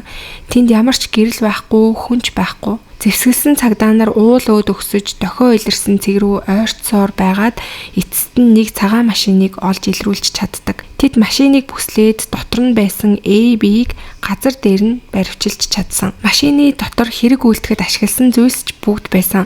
Зузаан ос, цус болсон бэйли, мөн камер дээр харагдсан бейсболын цохиурч мөн байсан. Харин машины арын суудалд нүүр нь цусанд будагдсан хохирогч хэвтэж байсан. Нүүр царайн танигдахын аргагүй ботлоо гимтсэн, гавлын юс нь цуурсан байх магадлалтай харагдаж байсан.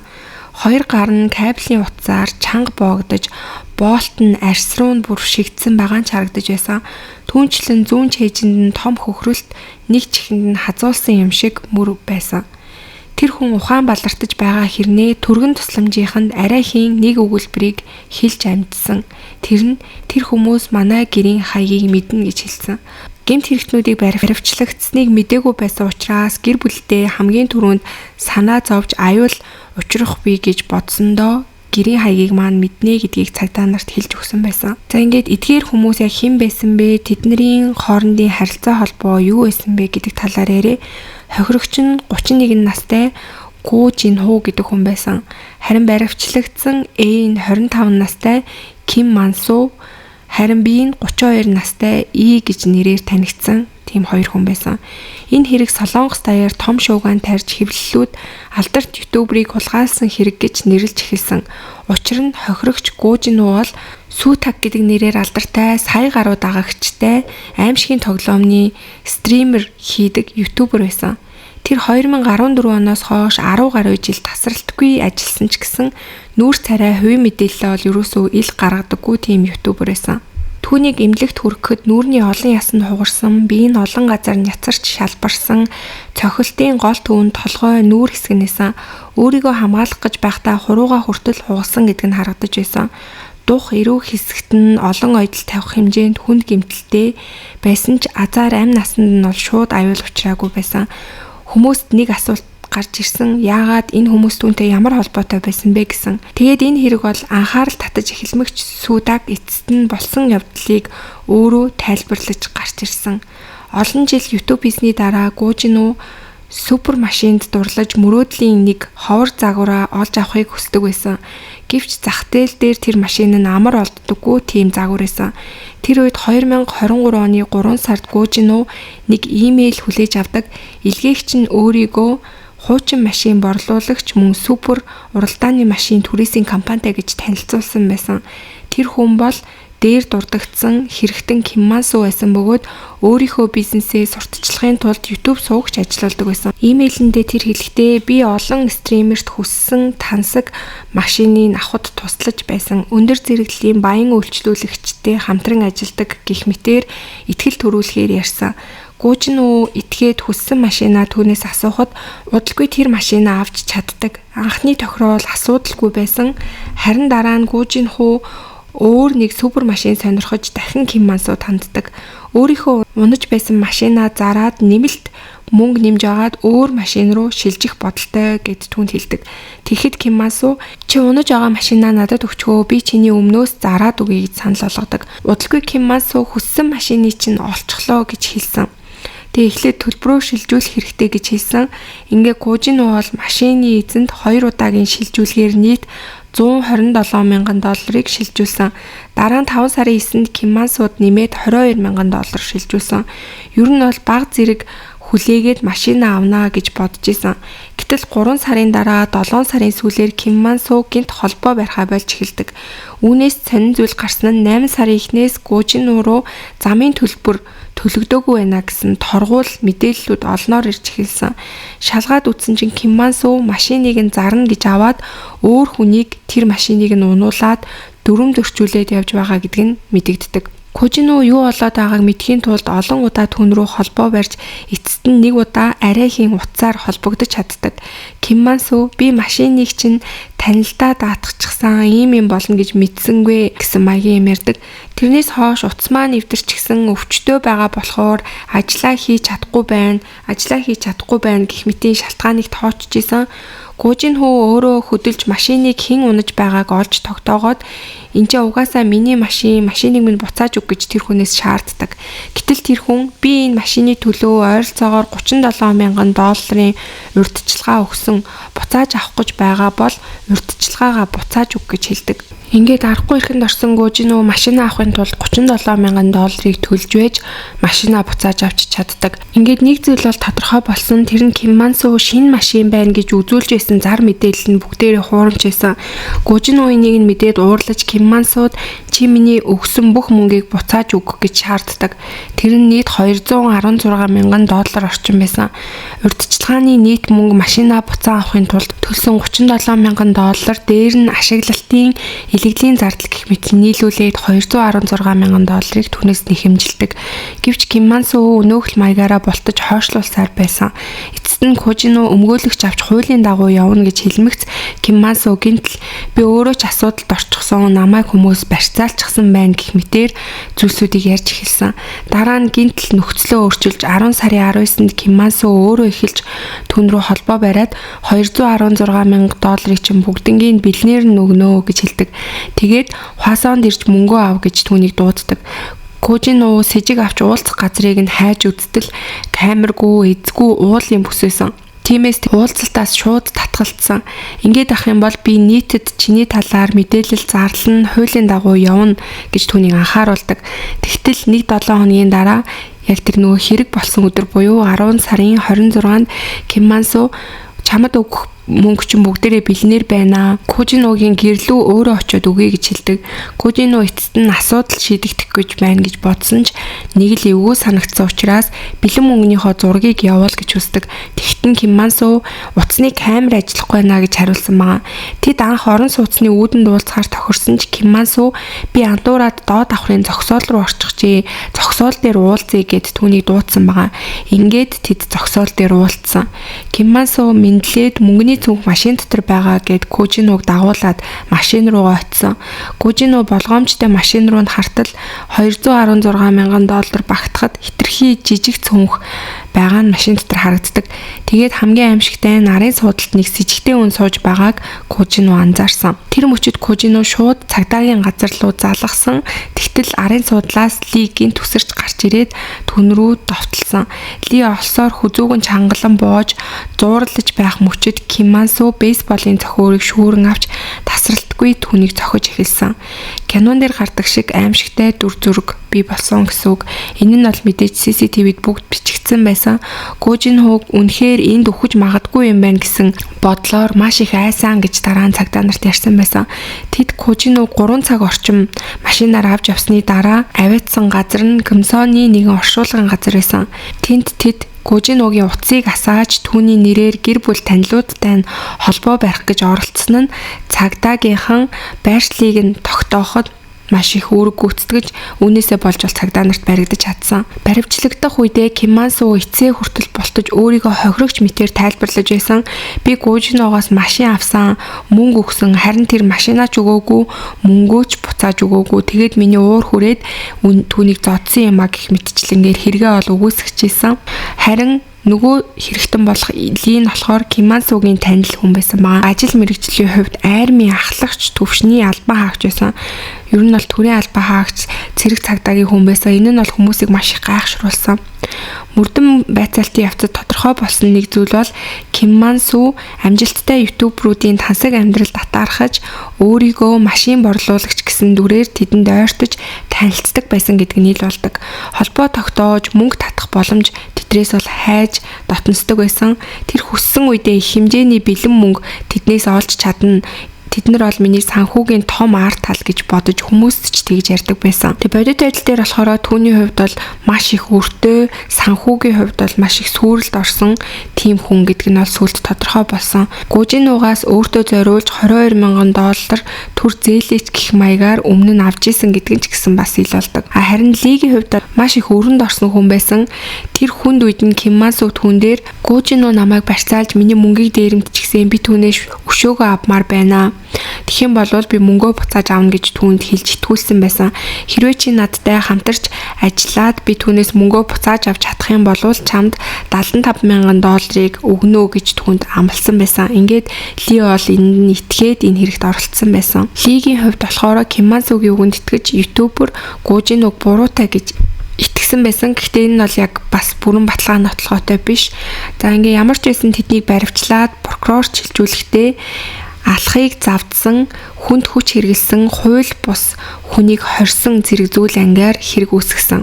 Нэмэлт мөрдөн шалгалтаар гэмт хэрэгт ашигласан машин бол 3 дахь хүний нэр дээр бүртгэлтэй бас өөр хүний машин байсан гэсэн үг. Машины эзнийг Пак гэдэг 36 настай хүн байсан.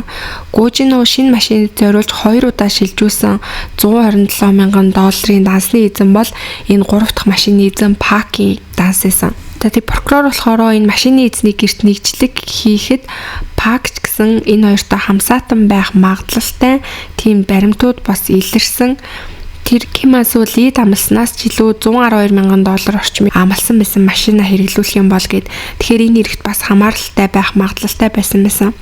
Гэхдээ Пак өөрөө хэлэхдээ Ким Ман-су зүгээр өөрийг нь дарамтлаж аваад машиныг авч явсан гэж цагдаад бол мэдүүлж исэн. Тэгүүнээс гадна тэдний өөр бас баримт нотлохоонууд гарч ирсэн. Хулгайлах үеэр хамсаатан Ли утсандаа маш с ิจ гтэй түлхүүр үсээр хайлт хийсэн гэдэг нь илэрсэн. Ингэснээр прокурор анхны хүн алхахыг завдсан гэсэн зүйл ангийг өөрчилж илүү хүнд шинжтэй зүйл анги руу шилжүүлсэн байгаа. Саяхан болсон эхний шүүх хурал дээр бол гуруула хийсэн зүйлсүүдээ ихэнхдээ хүлээн зөвшөөрсөн. Прокурорын дүгнэлтээр гол сэдэл нь толгойлогч Ким Ман-су Гужинуугаас мөнгө нэгсний дараа гомдол үш хонзон тээж түүний амь насыг хөнөөх зорилготой байсан гэж үздсэн. Тэгээ одоохондоо яг шүүхийн шийдвэр нь гараагүй байгаа юм билээ. Гэхдээ мэдээж бол нэлийн хүнд шийдвэр гарах нь бол тодорхой байгаа. Тэгээд одоогийн байдлаар ютубер Гужинуу бол шинэ байранд нүүж сэтгэл зүйн эмчилгээ хийлгэн мөн ютубийнхаа ажлыг ч гэсэндээ хэсэг завсарласны эцэст шинээр эхлээд байгаа гэсэн мэдээлэл байгаа. За ингээд өнөөдрийн 5 хүнд бэлтгэж хүргэсэн хэрэг маань энэ түрээд өндөрлж гин. Тэгээд хэрэгтэн утсыг нь санаанд асааснаас болж азар энэ хэрэг бол илэрч хэрэгтнүүд яаралтай баривчлагдаж хохирогч ч гэсэндээ амьд үлдэж чадсан ийм хэрэг байгаа. Тэгээ хэрвээ утсыг нь асаагаагүй байсан бол Гужинуу бол амь насаа алдаад хэрэгтнүүд гадагшаа зүхтах төлөвлөгөөтэй байсан гэдэг нь бол сүлд ил олсон байсан. Тэгэхээр үнэхээр азтайгаар ютуберийн хувьд бол амь нас нь аврагдаж чадсан ийм хэрэг байлаа. Сайн бацгаана уу? Руна ТV суугтаа тавтай морилцгаана уу? Өнөөдөр би та бүхэндээ Солонгост гарсан нэгэн хэргийг ярьж өгөх гээд бэлтлээ. 2017 оны 12 сарын 31-ний үүрээр Гванжу хотын Бүгүүд үүргийн цагдаагийн хилтэс нэгэн яаралтай дуудлага ирдэг. Дуудлага өгсөн хүн нь нэгэн орон сууцны 11 давхурт амьдардаг 22 настай эмэгтэй Жон гэх эмэгтэй байсан. Энд гал гарчглаа түргэн ирж болох уу? Гэрт маань хүүхдүүд байгаа гэж тасралтгүй уйлан дуудлагыг утсаар хэлсээр байсан. Гал сөнөөгчд очиход тохиоллоор сэрсэн 150 гаруй тухайн байрны орсон суугчид яаран гадагш нүүлгэн шилжиж байсан ч дуудлага өгсөн эмэгтэй өөрөө гэрээсээ гарч амжилгүй тагтан дээр гатсан маш аюултай нөхцөл байдалд байсан. Аврагчид шат татаж түүнийг тагтнаас амжилттай буулгаж чадсан. Тэр хоёр гартаа түлэгдэлт авсан ч амь насанд нь бол ноцтой эрсдэл гэмтэл учраагүй. Гэвч жинхэнэ асуудал бол өөр зүйл байсан. Түүний 5 настай, 3 настай мөн 15 настай охин гээд нийт 3 хүүхэд нь 11 давхрын гэрт үлдсэн байсан. Гал сөнөөгчид хүүхдүүдийг аврахын тулд яарвчлан галыг унтраах ажиллагаа хийсэн ч Golden Time буюу алтан цаг хугацаа нь өнгөрчихсөн байсан.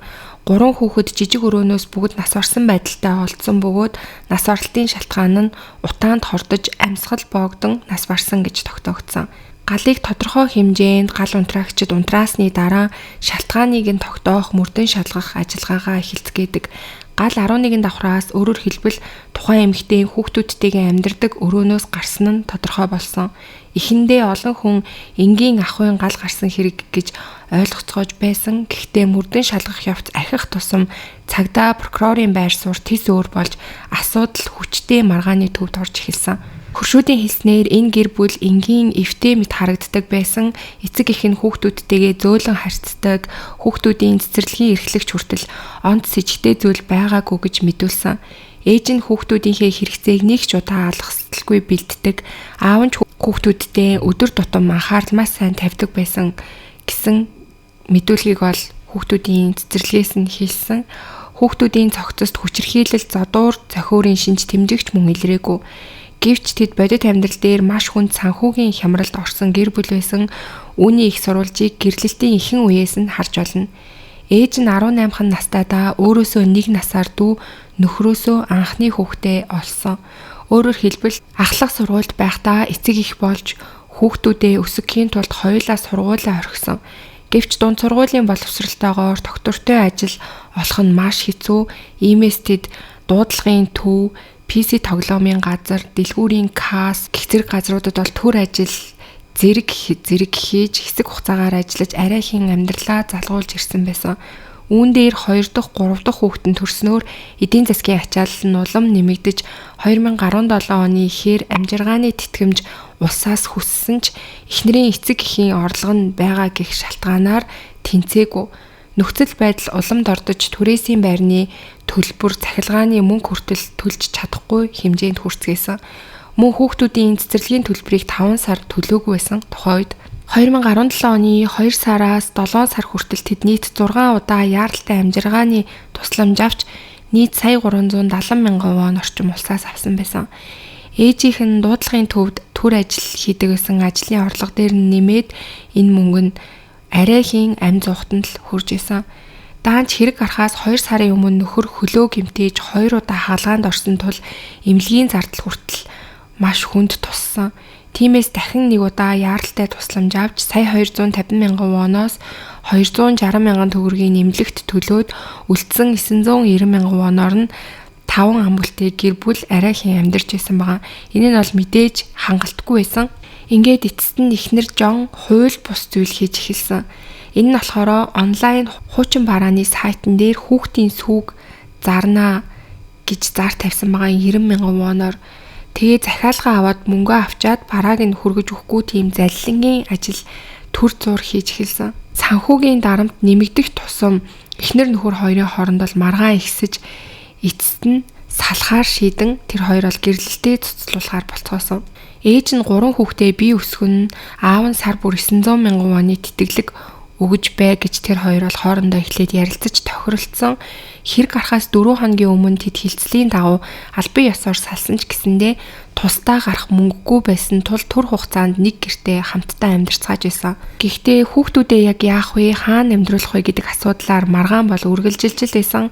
Ээж нь эхэндээ би хүүхдүүдээ өсгөнө гэж хэлснаа дараа нь гинтл санаагаа өөрчилж хүүхдүүдээ асрамжийн газар өгнө гэж зүтгэж байсан. Өөрийнхөө амьдралыг ер нь шинээр эхлүүлэхийг хүсэж байна гэж нөхөртөө хэлжсэн байгаа.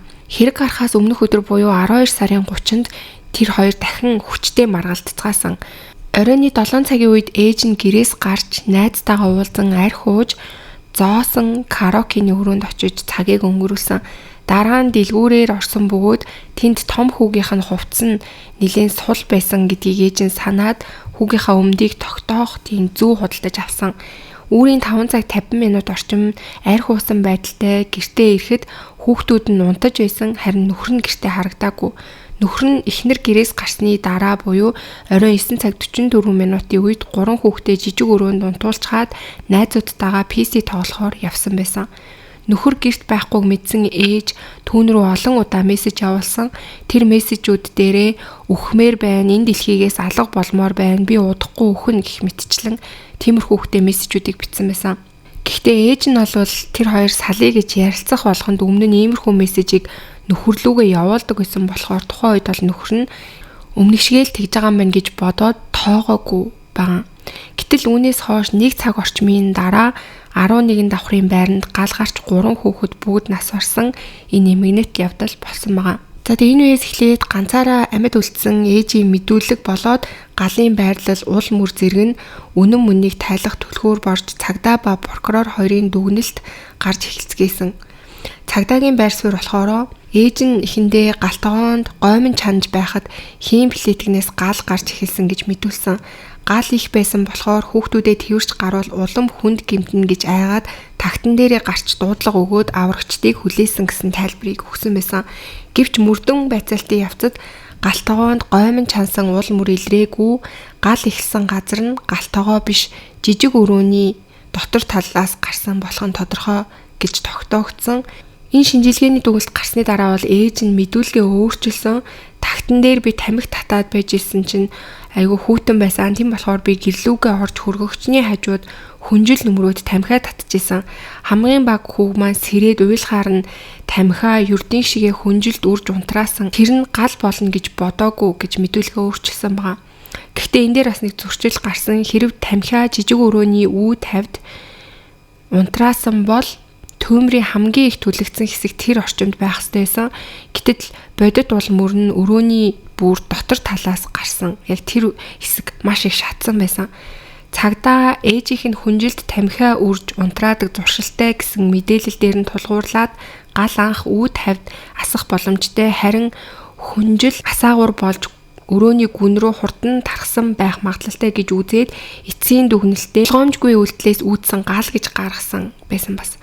Харин прокурорын дүгнэлт болохоор ээжийн үхлийн талаар анхааруулах маягийн мессежүүд, мэдүүлгээ олон удаа өөрчилсөн явдал цэргийн с ิจ гтэй гэж үзээд мөрдөн байцаах үйл ажиллагаагаа нарийн явуулах хэрэгтэй гэж шахажсэн. Ингээд ээжээс нь дахин мөрдөн шалгах байцаалт авсны дараа ээж дахин өөрөөр ярьж эхэлсэн.